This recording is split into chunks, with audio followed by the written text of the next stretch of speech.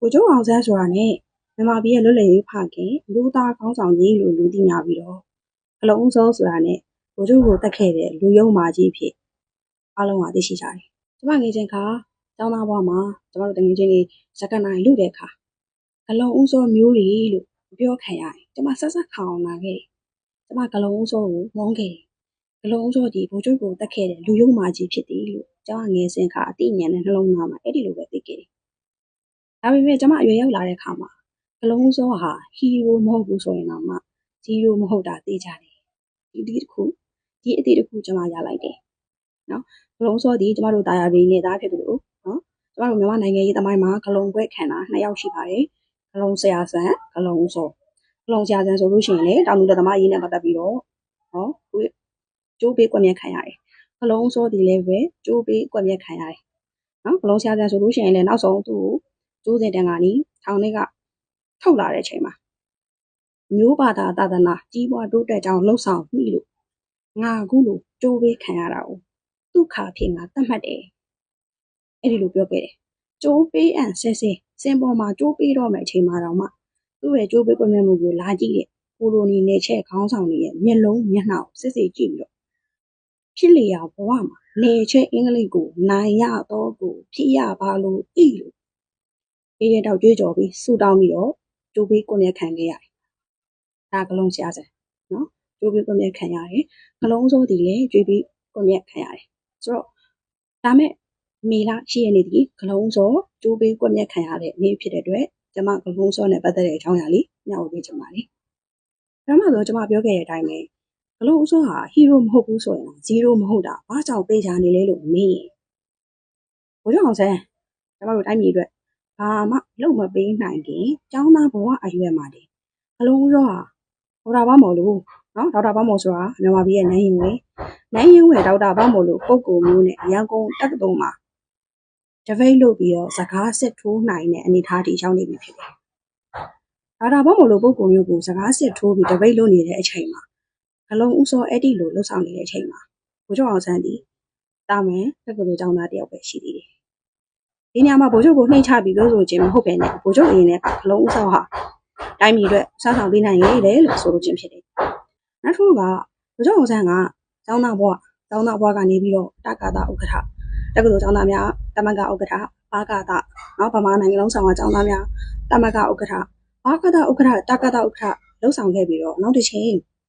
်နိုင်ငံရေးလုပ်တော်မဲ့အခါမှာဘိုးချုပ်ဒီကျောင်းသားတမကခေါင်းဆောင်ရာထူးကနှုတ်ထွက်ပြီးတော့ဘောပေါ်မှာအစည်းအရုံးကိုဝင်ပြီးသခင်အောင်ဆန်းအမည်ကိုခံခဲ့တယ်။ဒီနေရာမှာကျမတို့သင်ခန်းစာယူရမယ့်အချက်က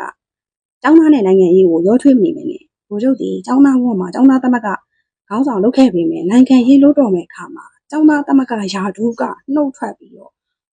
ဗမာနိုင်ငံတို့ဘက်မှာအစည်းအရုံးမှာသခင်အောင်ဆန်းဘွဲ့အမည်ခံခဲ့တယ်။ဆိုတော့လက်ရှိမှာကျောင်းသားနဲ့နိုင်ငံရေးကိုရောထွေးနေပြီးတော့စံပြူသွားကြိုးနေတာတောင်မှမိမိကျောင်းသားခေါင်းဆောင်မှာဆိုပြီးတော့ရာသက်ပံကျောင်းသားအိုကြီးလုပ်နေတဲ့မင်းခုနိုင်လိုလူမျိုးကိုမြင်ဘိုးချုပ်ကရင်ဝါကိုဖောင်းနဲ့စောင့်ကန်နေမယ်လို့ကျွန်မထင်မိတယ်။ဒီလိုမျိုးကျောင်းသားရောင်နိုင်ငံရေးရောင်ရောထွေးပြီးတော့ကျမတို့ပြည်သူတွေကိုနိုင်ငံရေးမှားတိုင်နေတဲ့လူတွေကိုလည်းကျမတို့တတိထားဖို့လိုနေတယ်။ဒါကဘိုးချုပ်ကနေပြီးဘိုးချုပ်ကနေတဆင့်ကျမတို့ရခဲ့တဲ့သင်ခန်းစာတစ်ခုဖြစ်တယ်။နောက်ဘိုးချုပ်နဲ့ပတ်သက်လို့ကျမတို့ထင်မြင်လွဲမှားမှုတွေပြောဆိုမှုတွေရှိတယ်။အဲ့ဒါပါလဲဆိုတော့ပင်လုံစာချုပ်မှာဗိုလ်ချုပ်အောင်ဆန်းဟာနောက်10နှစ်ကြာမှခွဲထွက်ခွင့်ပေးခဲ့တယ်ဆိုတော့လွယ်လင့်တကူပြောဆိုနေကြတဲ့စကားတွေတကယ်တမ်းပင်လုံစာချုပ်မှာပေါ့အောင်ဆန်းအတလီစာချုပ်မှာပေါ့အဲ့ဒီလိုမျိုးနောက်10နှစ်ကြာမှခွဲထွက်ခွင့်ဆိုတာမျိုးတိကျစွာပြဋ္ဌာန်းထားသလားလို့မေးတဲ့အခါဝေဝါးသွားကြတယ်ဆိုတော့ခင်ဗျားတို့ကိုရိုးရိုးရှင်းရှင်းပဲမေးမယ်ပင်လုံစာချုပ်ဆိုတာကတိုင်းရင်းသားတွေကိုပြည်နယ်ပေးမယ်တိုင်းရင်းသားတွေကိုကိုယ်ပိုင်အုပ်ချုပ်ခွင့်ပေးမယ်တိုင်းရင်းသားတွေကိုတန်းတူခွင့်ပေးမယ်တိုင်းရင်းသားတွေကိုဗမာတွေကဖိနှိပ်ထားတဲ့အတွက်တိုင်းရင်းသားအခွင့်အရေးထက်ပေးမယ်ဆိုပြီးတော့အချုပ်ဆိုတဲ့စာချုပ်လားကျွန်မမေးချင်တယ်ကျွန်မကနိုင်ငံရေးလို့ရေးကြီးစွာပြောတဲ့အတွက်ကျွန်မကိုလည်းနိုင်ငံရေးလို့ရေးကြီးစွာတုံ့ပြန်ဖို့ကျွန်မပြောနေတယ်ဆိုတော့ပင်လုံစာချုပ်ကတိုင်းရင်းသားအခွင့်အရေးတဲ့ချုပ်ဆိုတဲ့စာချုပ်မဟုတ်ဘူးရိုးရှင်းပါတယ်ပင်လုံစာချုပ်ဒီကျွန်မတို့ကြုံဘွားကနေပြီးတော့လွတ်မြောက်အောင်ပြည်မနဲ့တောင်နဲ့ပူးပေါင်းပြီးတော့လွတ်လပ်ရေးယူမယ်ဆိုတဲ့စာချုပ်တာဖြစ်တယ်ဒါကြောင့်မလို့ဒီနောက်10နှစ်ကြာခွဲထွက်ခွင့်ဆိုတာကဗိုလ်ချုပ်ရဲ့နိုင်ငံရေးဂတိကဝတ်နိုင်ငံရေးအာမခံချက်ပေးခဲ့ခြင်းဖြစ်တယ်။ဒါအပြင်ပင်လုံစာချုပ်မှာကပ တရားပြည်နယ်ကရင်ပြည်နယ်ချင်းပြည်နယ်ရဲ့လို့အတိအကျမပါဘဲနဲ့ယာယီသဘောတရားအရာသတ်မှတ်ထားပြီးတော့အကယ်၍ကချင်ပြည်နယ်ဖွဲ့စည်းခြင်းတဲ့အခါတရားပြည်နယ်သတ်မှတ်ခြင်းတဲ့အခါချင်းပြည်နယ်တည်ထောင်ခြင်းတဲ့အခါမှာတိုင်းပြုပြည်ပြုလွှတ်တော်ကနေပြီးသဘောထားခံရမယ်လွှတ်တော်မှာဆွေးနွေးဆုံးဖြတ်ပြီးတော့အဲ့ဒီဒေသတွင်းမှာရှိတဲ့ဒေသခံပြည်သူလူထုရဲ့သဘောထားစစ်တမ်းကောက်ယူပြီး85%အထက်ကလက်ခံမှပြည်နယ်ဖြစ်သတ်မှတ်လို့ရမယ်ဆိုတာအတိအလင်းပါရှိတယ်ဆိုတော့လက်ရှိမှာပင်လုံစာချုပ်ရာကျွန်တော်တို့ပြည်နယ်လူချင်းနဲ့တိုင်းရင်းသားအခွင့်အရေးလိုချင်ပါတယ်ဆိုပြီးတော့နေချက်နေတဲ့ကရင်သဘောနေချက်အချမ်းဖတ်တွေရဲ့တို့ကြွေးကြော်နေတဲ့ကော်တူးလီနိုင်ငံတော်ဆိုတာကပင်လုံစာချုပ်မှာပါတဲ့ကရင်ပြည်နယ်အကျယ်ဝန်းထက်4 ဆလောက်ကျယ်နေပြီဖြစ်တယ်။ဒါကြောင့်မလို့ပင်လုံစာချုပ်ကိုအကြောင်းပြပြီးကရင်သဘောတွေကနေချက်နေကြတယ်ဆိုတာကိုကျမတို့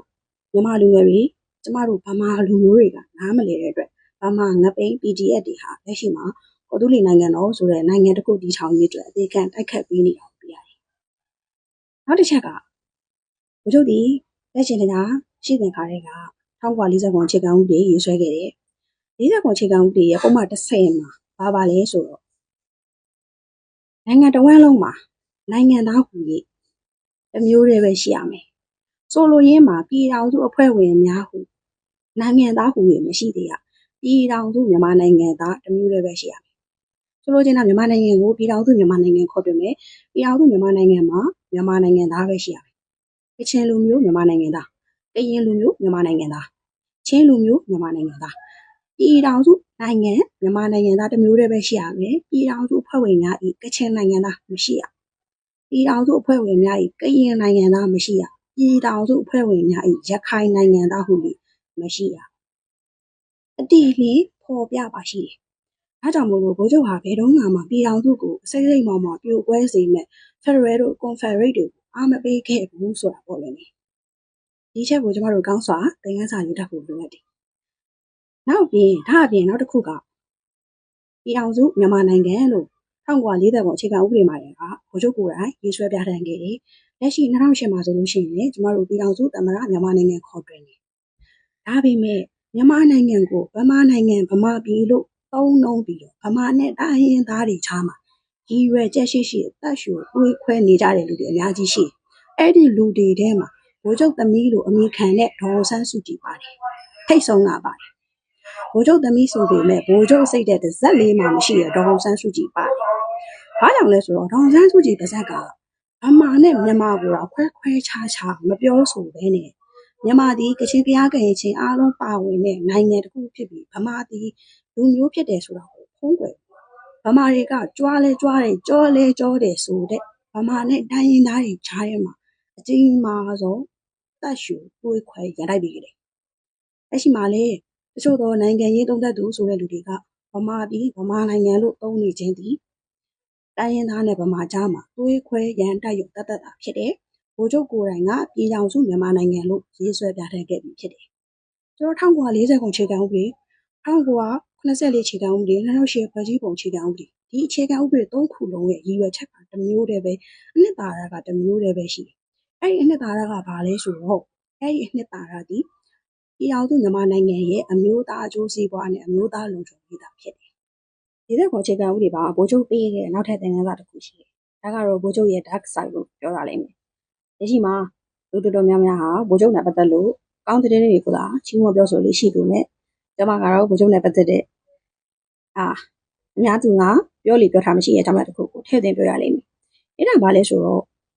1940ခေါ်အခြေခံဥပဒေရေးဆွဲခြင်းကာလတုန်းကနိုင်ငံရေးမှာဖွဲ့စည်းပုံမှာဘာသာရေးထည့်သွင်းပေးဖို့အတွက်ဘုရားဘာသာကိုနိုင်ငံတော်ဘာသာဖြင့်ပြဋ္ဌာန်းပေးဖို့မျိုးချစ်တန်ကတော့မျိုးချစ်လူပုဂ္ဂိုလ်တွေကသတင်းသားတွေကလည်းဆင့်ထောက်ဆိုကြတယ်။ဒါပေမဲ့ဗိုလ်ချုပ်အောင်ဆန်းကချီဥမှာဘာသာရေးထည့်သွင်းဖို့အပြည့်အထန်ကန့်ကွက်နေတဲ့အတွက်ကျန်တဲ့ဖာစာပါလာအမတ်တွေကဗိုလ်ချုပ်ကိုကြောက်လို့ဘူးမှမပြောရပဲနေနေကြရတယ်။အဲ့ဒီလိုနဲ့ဖာစာပါလာအမတ်ပေါင်းစုမိလာခံမှာသတင်းစာတွေကအဲ့ဒီလိုပြောဆိုမှုနဲ့ပတ်သက်လို့ဗိုလ်ချုပ်အောင်ဆန်းပါဇက်ကခွေးဟောင်တိုင်းခေါင်းထောင်မကြည့်နိုင်ဘူးလို့အဲ့ဒီလိုကြမ်းတမ်းစွာပြောဆိုခဲ့တဲ့အတွက်ဒီဘုရားဘာသာကိုနိုင်ငံတော်ဘာသာဖြင့်ပြဋ္ဌာန်းပေးဖို့သတင်းစာတွေမှာထည့်သွင်းတောင်းဆိုတဲ့မျိုးချစ်တန်ကတော့မျိုးချစ်လူပုဂ္ဂိုလ်တွေကအကြီးအကျယ်ပောက်ကွဲကြတယ်။ဆိုတော့ ဘိုလ်ချုပ်ပါဇက်ကိုယ်တိုင်ကခြေဥမှာဘာသာရေးပါတာမကြိုက်တယ်လို့ခွေးဟောင်တိုင်းကောင်းထောင်မကြည့်နိုင်ဘူးလို့ကျန်းဆန်းစွာပြောဆိုခဲ့တယ်။ဒါပေမဲ့40ခွန်ခြေကဥပဒေမှာဘာသာရေးပြဋ္ဌာန်းခဲ့ပါတယ်။ဘာလို့ပြဋ္ဌာန်းခဲ့တာလဲမေးလို့ရှိရင်အခင်တို့ဖာစာပါလာဥက္ကဋ္ဌဦးနုနောက်မြန်မာနိုင်ငံတော်ဝန်ကြီးချုပ်ဦးနုအဲ့ဒီဦးနုကနေပြီးတော့ဘရင်ခိုင်နဲ့တွားတွေ့တယ်တွားတွေ့ပြီးတော့အာရလန်နိုင်ငံရဲ့အခြေခံဥပဒေစာအုပ်မှာအာရလန်အခြေခံဥပဒေစာအုပ်မှာဘာသာရေးကိုထည့်သွင်းရေးဆွဲထားတာကိုဗိုလ်ချုပ်ကိုလာပြပြီးတော့နားချခဲ့တဲ့အတွက်ဗိုလ်ချုပ်ကလက်ခံပြီးတော့1940ခုအခြေခံဥပဒေမှာဗုဒ္ဓဘာသာသည်နိုင်ငံသားအများဆုံးကိုးကွယ်ရာဂုဏ်ထူးဝိသေသနဲ့ပြည်စုံသောဘာသာဖြစ်ပါသည်လို့ပြဋ္ဌာန်းနိုင်ခဲ့တယ်။အဲ့ဒီအချက်ကိုပဲလက်ရှိ2008ဖွဲ့စည်းပုံအခြေခံဥပဒေပုံမှန်361မှာကော်ပီယူပြီးတော့အတိအကျပြန်ပြီးပြဋ္ဌာန်းထားတဲ့ဗုဒ္ဓဘာသာသည်နိုင်ငံသားအများဆုံးကိုးကွယ်ရာဂုဏ်ထူးဝိသေသနဲ့ပြည်စုံသောဘာသာလို့ပါရှိတယ်။ဆိုတော့ဗိုလ်ချုပ်ပါဇက်ကအခုလိုမျိုးဒီလိုဥပချိုးလို့မျိုးချစ်တန်ကတော့မျိုးချစ်ခေါင်းဆောင်တွေကဗုဒ္ဓဘာသာကိုနိုင်ငံတော်ဘာသာဖြစ်ပြဋ္ဌာန်းမှု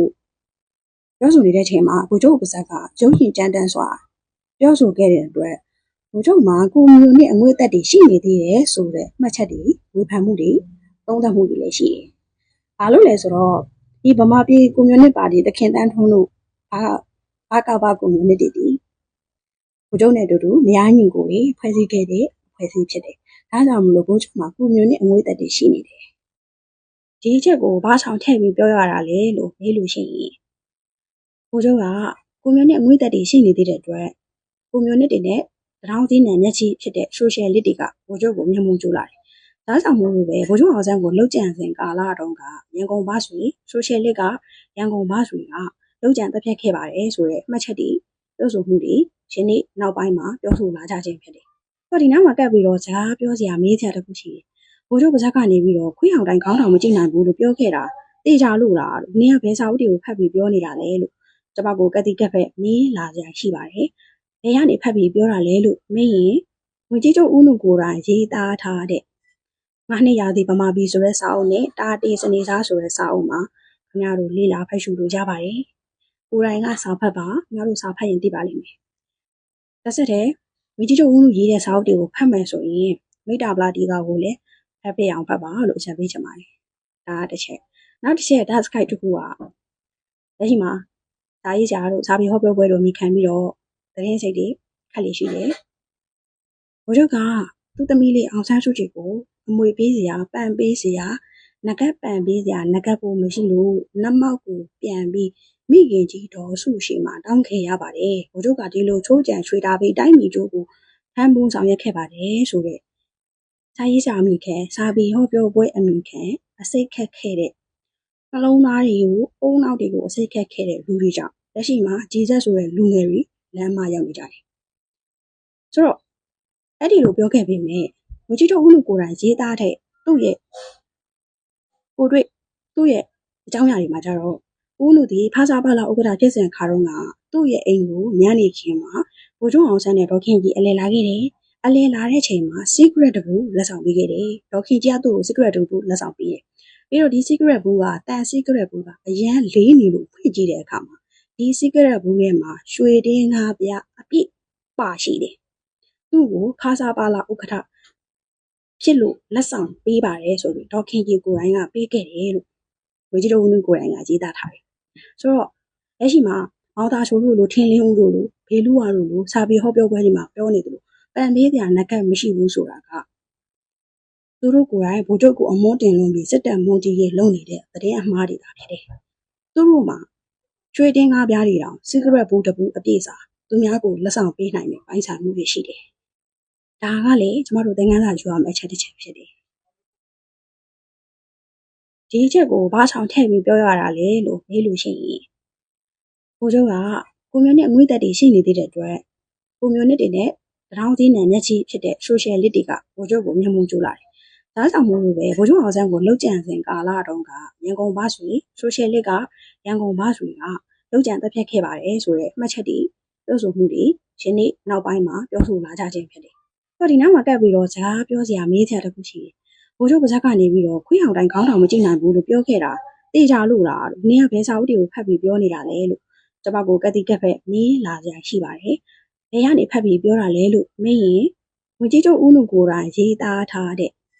ငါနှစ်ရာသီဗမာပြည်ဆိုတဲ့စာအုပ်နဲ့တာတေစနေစားဆိုတဲ့စာအုပ်မှာခင်ဗျားတို့လေ့လာဖတ်ရှုလို့ရပါတယ်။ကိုယ်တိုင်ကစာဖတ်ပါခင်ဗျားတို့စာဖတ်ရင်သိပါလိမ့်မယ်။တစ်ဆက်တည်းဝင်ကြီးချုပ်ဦးနုရေးတဲ့စာအုပ်တွေကိုဖတ်မယ်ဆိုရင်မိတ္တာပလာတီကာကိုလည်းဖတ်ပြအောင်ဖတ်ပါလို့အချက်ပေးချင်ပါတယ်။ဒါကတစ်ချက်။နောက်တစ်ချက်ဓာတ်စကိုက်တစ်ခုကလက်ရှိမှာစာရေးဆရာတို့စာပေဟောပြောပွဲတို့မိခံပြီးတော့သတင်းစိတ်တွေခက်လေရှိတယ်။ဘိုးချုပ်ကသူ့သမီးလေးအောင်ဆန်းစုကြည်ကိုအမွေပေးစရာပန်ပေးစရာနဂတ်ပန်ပေးစရာနဂတ်ဖို့မရှိလို့လက်မောက်ကိုပြန်ပြီးမိခင်ကြီးတော်စုရှိမှတောင်းခဲ့ရပါတယ်။ဘိုးချုပ်ကဒီလိုချိုးကြံချွေတာပြီးတိုင်းပြည်ကျိုးကိုဖမ်းပုံးဆောင်ရွက်ခဲ့ပါတယ်ဆိုတဲ့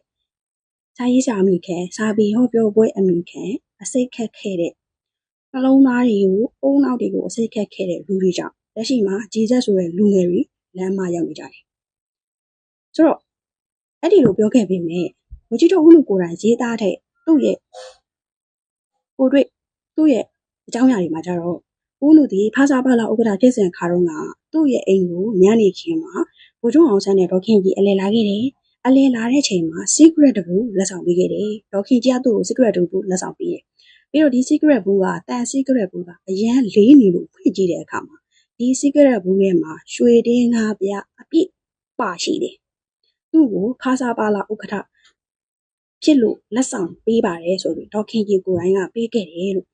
ဝကြီးတော်ဦးနုကိုယ်တိုင်ကရေးသားထားတယ်။ဆိုတော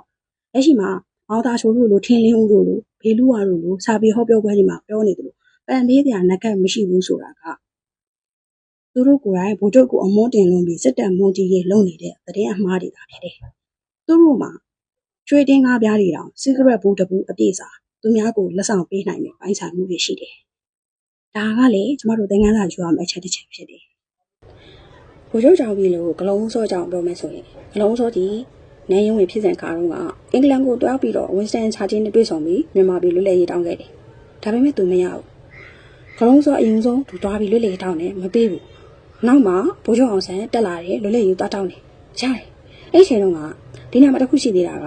ဗိုလ်ချုပ်အောင်ဆန်းကဘရင်ခံရဲ့အမှုဆောင်ကော်မတီမှာဝင်ကြီးချုပ်ရာတို့နော်ဘရင်ခံပြီးရင်သူရာတို့အကြီးဆုံးဝင်ကြီးချုပ်ရာတို့ယူခဲ့တယ်။အဲ့ဒီချိန်တော့ကအဲ့ဒီဖြစ်တဲ့နဲ့ပတ်သက်လို့လက်ရှိမှာစာရေးဆရာတို့စာပေဟောပြောပွဲတို့ကဘာပြောလဲဘိုးချုပ်ကဘောင်းမီကိုချွတ်ပြီးတော့စစ်ဘောင်းမီကိုချွတ်ပြီးတော့စစ်တပ်ကအနားယူပြီးနှုတ်ထွက်ပြီးတော့နိုင်ငံရေးကိုပြောင်းခဲ့တယ်ပစိုးဝစ်ခဲ့တယ်စစ်ရေးကိုစိတ်ကုန်သွားလို့နိုင်ငံရေးလုပ်တယ်ဆိုတဲ့ဝါဒမိုက်တိုက်တယ်အမှန်တကယ်တော့အခြေအနေပေါ်မူတည်ပြီးတော့စစ်ရေးကနှုတ်ထွက်ပြီးတော့စစ်တပ်ကနှုတ်ထွက်ပြီးတော့ဖားစာပါလာဥက္ကဋ္ဌနှုတ်ထွက်ပြီးတော့ဘရင်ခံအမှုဆောင်ကော်မတီမှာရက်ဝဲပစိုးဝစ်လိုက်တယ်တကယ်လို့အဲ့ဒီလိုနိုင်ငံရေးနီးလန်းနဲ့အဆင်မပြေရင်စစ်ရေးနီးလန်းနဲ့ပြန်တိုက်ဖို့အတွက် BIA ကိုဖျက်ပြီးတော့ပြည်သူ့ရဲဘော်ဆိုပြီးဗိုလ်ချုပ်အောင်ဆန်းကပြည်သူ့ရဲဘော်တပ်ဖွဲ့ဖွဲ့ထားတယ်ဒါကိုစာရေးဆရာတွေစာပေဟောပွဲတွေကထိန်ချန်ထားတဲ့အတွက်လက်ရှိမှာဂျီဇက်ဆိုတဲ့လူတွေလမ်းမလာလွှဲနေကြတယ်လမ်းမနေကြတယ်စိတ်မကောင်းမှုတစ်ခုကောင်းတာကလက်ရှိမှာဂျီဇက်ဆိုတဲ့လူတွေထဲမှာ PDF ဆိုတဲ့လူတွေထဲမှာဆရာဝန်လောင်းနေအင်ဂျင်နီယာလောင်းနေကျောင်းဆရာလောင်းနေတကယ်စာတက်ပေတဲ့လူငယ်တွေအများကြီးပါတယ် PDF တွေစာတက်တယ်ဂျီဇက်တွေစာတက်တယ်ဒါပေမဲ့အဲ့ဒီ PDF နဲ့ဂျီဇက်ကိုနောက်ွယ်ကမြောက်ပင်ပေးနေတဲ့ကျိုးကင်ပေးနေတဲ့ကောင်တွေက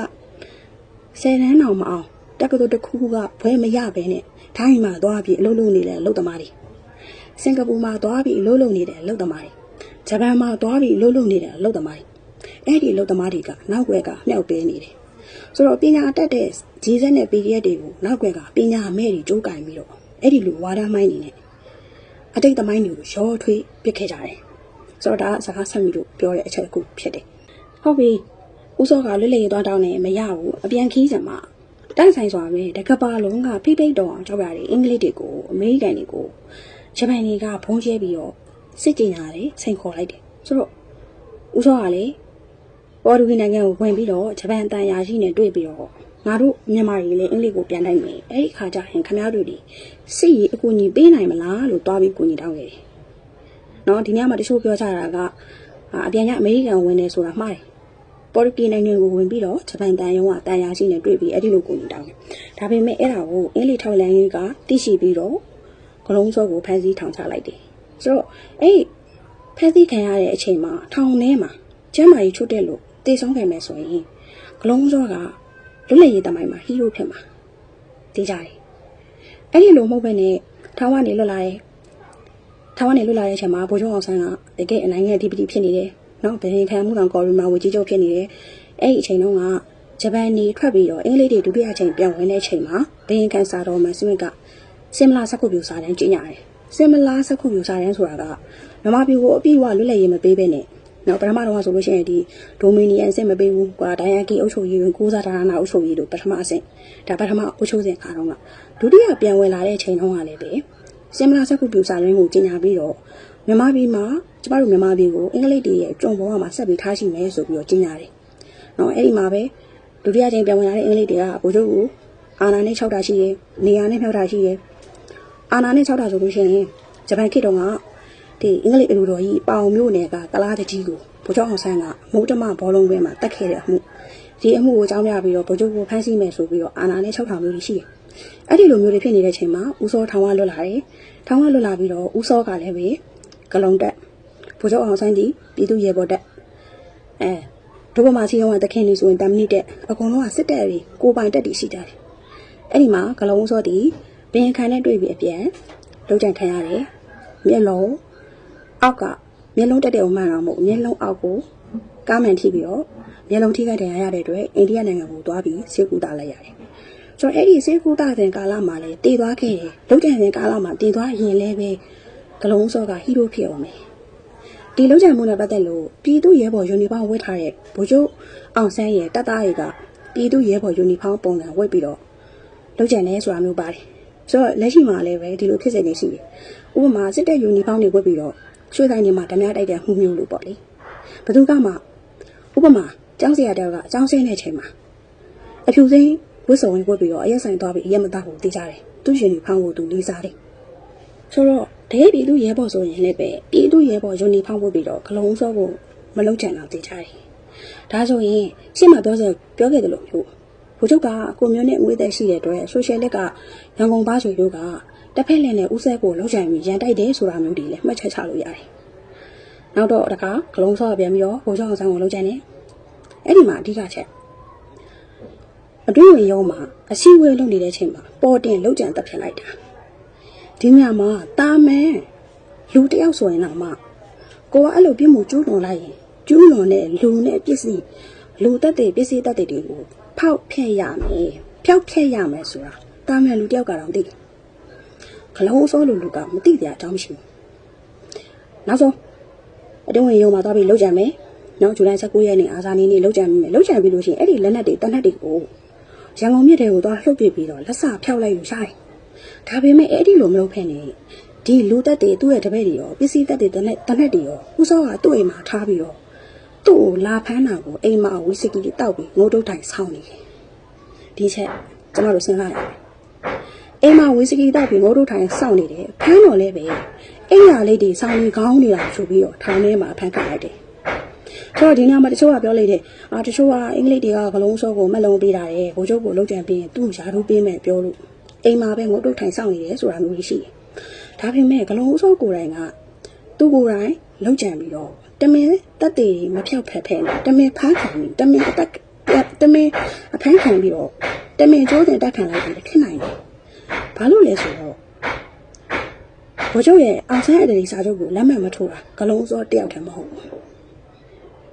ဒီအကြောင်းကိုတော်တော်များများမသိကြဘူးသိတဲ့လူတွေကမပြောကြဘူးဖုံးပေးထားကြတယ်အောင်ဆန်းအတ္တလီစာချုပ်ကိုလက်မှတ်မထိုးတာဗိုလ်ချုပ်အောင်ဆန်းအတ္တလီစာချုပ်နော်အောင်ဆန်းအတ္တလီစာချုပ်မှာဆိုလို့ရှိရင်ကျမတို့မြန်မာပြည်ကိုအပြည့်အဝလွတ်လပ်ရေးမပေးဘူးဒိုမီနီယန်စစ်အာဏာပေးမယ်ပြီးရင်တိုင်းပြည်ပြည်လွတ်တော်ခုံမယ်ပြီးရင်ပြည်မနဲ့တောင်နဲ့ပူးတွဲပြီးလွတ်လပ်ရေးယူရမယ်ဆိုတဲ့အချက်အောင်ဆန်းအတ္တလီစာချုပ်ဂလုံးစောကလက်မှတ်မထိုးဘူးအဲ့ဒီလိုပဲတခင်ဘားဆိုင်ကလည်းလက်မှတ်မထိုးဘူးတခင်ဘားဆိုင်ဆိုရင်အောင်ဆန်းအတ္တလီစာချုပ်ကိုလက်မှတ်မထိုးတဲ့အပြင်အဲ့ဒီမှာဂလုံးစောကအဲ့တုန်းကကျမ်းမာရေးပညာရေးဝန်ကြီးပညာရေးနဲ့လူသားကြံပေးဝန်ကြီးတခင်ဘားဆိုင်ဒီလေဗိုလ်ချုပ်အောင်ဆန်းရဲ့ဝန်ကြီးချုပ်ရဲ့လက်အောက်မှာယာတူးအမြင့်ဆုံးတခင်များတို့ကပြည်ထောင်ဝင်ကြီးတခင်ဘားဆိုင်ကလည်းဝန်ကြီးယာတူးကတော့တခါရဲနှုတ်ထွက်ပလိုက်တယ်အဲ့ဒီလောက်ထိပြင်းထန်ထန်တောက်ွက်တာ လက်မှတ်မထိုးတဲ့ပြင်ယာရုကပါနှုတ်ထွက်လိုက်တယ်ဆိုတော့ဒီအောင်ဆန်းတလီစာချုပ်ကိုမကြိုက်တာကလုံးစောတယောက်တည်းမဟုတ်ဒီလိုမျိုးစန့်ကျင်နေတဲ့ကြားတွေကဗိုလ်ချုပ်ကအောင်ဆန်းတလီစာချုပ်ကိုထပ်ပြီးတော့အကောင့်ထဲပေါ်နေတဲ့အတွက်လုံးကြံလိုက်တယ်ဘိုးတော်အောင်ဆန်းလည်းတည်ပြီးတော့ကလုံးစောလေးကျိုးပြီးကွက်မြက်ခတ်လိုက်ရတယ်နော်ဆိုတော့ကအဲဒီအောင်ဆန်းတလီစာချုပ်ပြီးတဲ့အခါမှာလက်ရပြင်းမင်းစာချုပ်နော်လူအတလီစာချုပ်သုံးခုချုပ်ပြီးတော့မြန်မာပြည်လွတ်လပ်ရေးရတယ်အဲဒီမှာစစ်ရောကြီးအဖြစ်ကျမတို့မြန်မာနိုင်ငံကရွှေတင်းငါးတွေပေါ်ရွှေတင်းငါးတန်180ကျော်ကျပ်ငွေဘယ်လောက်ဆိုပြီးတော့စစ်ရောကြီးအနေနဲ့ကျမတို့ကပေးဆောင်ရမယ်ဆိုတော့နောက်လွတ်ရည်ပြီးတော့နိုင်ငံတော်ကိုထမ်းဆောင်တဲ့အခါမှာဥနေဝင်းဆိုတာလက်ထက်မှာအဲ့ဒီမှာဒီစာချုပ်သုံးခုရပေးရောရမယ်အကျွေးတီကိုပေးစရာမရှိတဲ့အတွက် NDC နိုင်ငံနော် Lead Development Countries စင်ရဲတဲ့နော်ဖွံ့ဖြိုးတိုးတက်မှုနည်းတဲ့စင်ရဲမွဲတည်တဲ့နိုင်ငံစင်ရဲမွဲတည်တဲ့စင်ရင်ပြောမယ်ဆိုရင်တော့လူစင်ရဲအမိခံလိုက်ရတယ်။ဦးနေဝင်လက်ထက်မှာ NDC နိုင်ငံ Lead Development Country အမိခံပြီးတော့စင်ရဲလျှောက်လိုက်တာစင်ရဲသားအဖြစ်ခံယူလိုက်တာကဦးနေဝင်းတို့စစ်ဆိုးရရဲ့အသုံးချမှုကြောင့်မဟုတ်ခင်နဲ့ဒီစစ်ရောကြီးအောင်ဆန်းတယ်လီနုအတယ်လီလက်ရဖရီမင်းဆိုတဲ့စာချုပ်၃ခုပါစစ်ရောကြီးတွေကိုမပေးနိုင်တဲ့အတွက်ကြောင့်ဖြစ်တယ်ဆိုတာလေးကိုလည်းပဲကျမတို့တွေကတမိုင်းသင်ခန်းစာဖြစ်မှတ်ယူဖို့လိုအပ်ပါတယ်